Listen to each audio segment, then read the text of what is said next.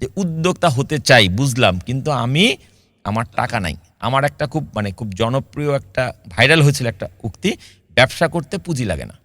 আচ্ছা, অনেকে মনে করছে আমি এই ব্যাপারটা বোধহয় একটু মস্করা করে বলেছি বা ভাইরাল হওয়ার একটা অশুভ উদ্দেশ্য নিয়ে আমি কথাটা বলেছি, কিন্তু না, আমি এখনো একই কথাই স্থির, ব্যবসা করতে পুঁজি লাগে না। পুঁজি বলতে আমরা কি বুঝছি? টাকা, রাইট? নো, ব্যবসা করতে পুঁজি লাগে, সেটা টাকার আগে আর অনেক কিছু। ধরা যাক আপনি ঠিক করলেন আমি একটা ব্যবসা করব, প্রথম কাজ হচ্ছে কি পণ্য নিয়ে ব্যবসা করব, কোন সার্ভিসটা নিয়ে আমি ব্যবসা করব, এটা স্থির করতে কি টাকা লাগবে? না, লাগবে না। আচ্ছা ঠিক আছে, আপনি স্থির করলেন আমি অমুক ব্যবসাটা করব, অমুক পণ্য নিয়ে কাজ করব, এটা একটা নাম হতে পারে, ব্র্যান্ডিং এর যুগ, রাইট? আপনি নাম ঠিক করতে কি টাকা লাগে? না, লাগে না।